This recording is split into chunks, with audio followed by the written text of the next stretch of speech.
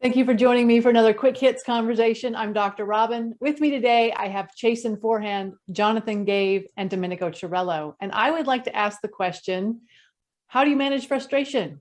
Domenico, kick us off. Oh, that's easy. The most important way for me in the last 35 years being an entrepreneur is exercise. You need to take the edge off. And that's the absolute most important thing that I do to deal with that. You have to carve out some time for your me time. And that's something that definitely is something that I do all the time. Agreed. Absolutely. And I think that was the hardest thing to learn as a person that was starting out and starting my business is I was doing it on the side as well as working full time for someone else. And so that me time started shrinking. And I realized that, your mental capacity to get through things and stay level-headed and see past the obstacles to where you're not getting frustrated. I needed that time. I needed that exercise. I needed that time for me to digest everything that was going on in the day. I do like exercise, but in terms of frustration, I have a little different approach. When I feel frustration, I try to think about what the situation is that's frustrating me. And then I try to change it into a problem-solving approach. So since I'm an engineer, problem solving isn't emotional for me. So if I can move it into thinking about, okay, what's my goal? What's my timeline? What are the methods that I've been using to achieve my goal? And then break the problem down, that works best for me. I think what we're trying to do is clear your head of the situation that you're in right now and be somewhere else. For me, it's playing a sport, or it could be walking my dog, but it's definitely getting out of that headspace that's creating, a lot of anguish or frustration in my day. So what's interesting is that toddlers, when they get frustrated, they throw a temper tantrum, right? They throw themselves on the floor and they scream and they yell and they carry on. But that gets out the energy. It gets out the frustration. It changes your headspace. And so I will sometimes tell clients, don't throw a temper tantrum, don't throw yourself on the floor. But if you stand there and just kind of shake your body and kind of just get the angst out, that really helps with frustration too. And I've been known to do that. Like sometimes I'll just bounce up and down in place, like, okay, get rid of that energy. I can see that. That might be a nice addition to my technique, that first exercise, scream, and then try to apply the mental judo that I shoot for. How do you notice when you're frustrated? How do you kind of tap into that emotion and realize, oh, wait a minute, I'm frustrated? How does that appear for you? I would have the emotional part would become to where the frustration and anger were together. And I needed to realize where people were like, are you angry with me? No, I'm just frustrated in a situation. And so I realized with that, after being asked that repeatedly, it's like, hey, I'm not managing my emotions well, and I need to do something to bring myself out of that headspace to where I can think rationally, and people are not taking what they see from me, because I wear a lot of it on my sleeve. You can tell how I respond to things, how I feel. So I had to mask that and be able to not let those emotions take over and let it turn into something where people misunderstand what's going on. That's a good point. I have some of those thoughts too. Sometimes when I'm angry, the first step in solving frustration is to understand that I'm frustrated, because the frustration can lead to anger. So if I'm angry, I have to think, am I angry because of some specific situation right in front of me? Someone cut me off or something, or am I frustrated because it's more, for me, frustration is related to not achieving some goal that I have set for myself. So I have to, part of my technique is to first identify the emotion I'm dealing with. I'm not saying that I'm so good at that, but that you're right. That's a tough thing to tease out. It's a work in progress. Yeah, frustration for me is a complicated thing, because I'm a multitasker. So I can a lot of challenges and I can get things done. But when frustration is seeped into one of those functions, it just creates disarray in all my multitasking. So everything goes, down the tubes, because one part of it is causing this tension and frustration.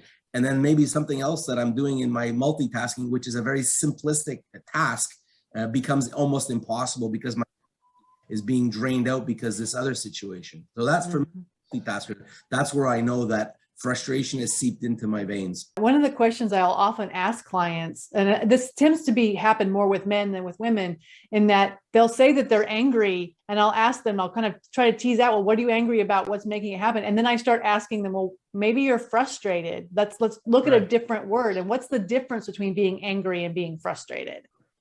Well, and how those two kind of meet together and not only get confused, but how those emotions kind of tie into each other, and how it's good to do like Jonathan said and identify, what is going on and why am I feeling this way so that I can conquer what's happening. So. I think frustration is anger's junior brother. It's just a stepping stone. It's the preliminary to getting everything, all the wheels falling apart. But no, it's tension, it's anxiety, but it's not explosive in the sense of what anger is. That's a good point. I think frustration leads to anger.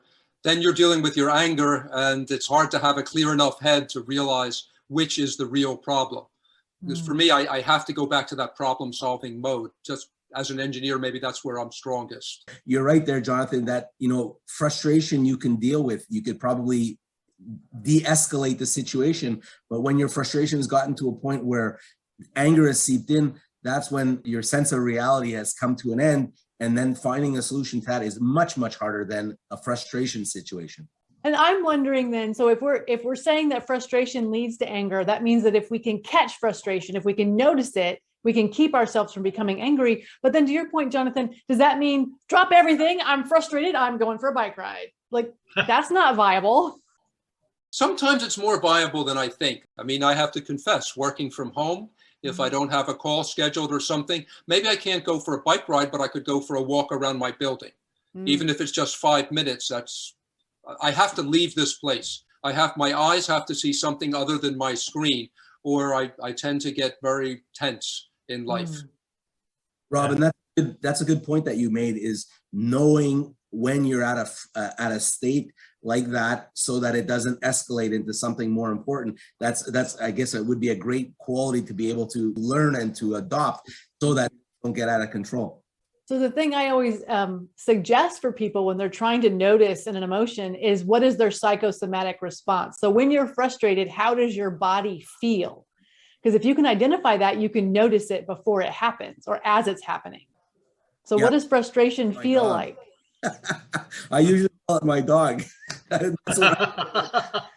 She's coming up to me and she wants some love and attention, and I push her away. I know that, I've gotten to a situation where I'm tense, and even the most gentle, beautiful border collies have no interest to me.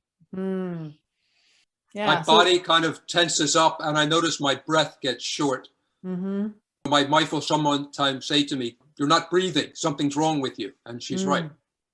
Yeah, agreed. I think it's where you notice that or for me, I notice that I am not responding the way I should. I'm being more short, and my answers are quick and are one word in length, where I'm normally very talkative, trying to catch myself in that space and be like, I'm not acting like I should. Robyn, you have 3 men's perspective. Let's put the question to you. Very good. Yeah. So for me, when I get frustrated, I definitely get tense. I get very short. I get very articulate, like very like this. And that's when I know, okay, I have to walk away. I have to take a break, go play with my dog, go bounce around my yard, do something to get out of this space. Because I've said this on Quick Hits before, because I am smart and because I am articulate, I can be mean if I get all the way into angry. And so I have to catch it. And I have taught myself to catch it before I get into angry. Could be a whole new niche, teaching people how to acknowledge frustration before it becomes anger.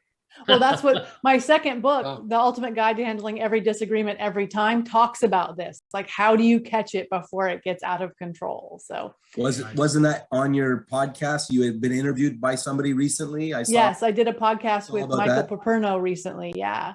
So thank Yeah, you I'm so looking much for forward having to this that. conversation with me. That is our 10 minutes. So I'm going to have to cut us off there. I know it goes so Wonderful. fast. I hope you're not does. frustrated. I'll talk to you all again really soon.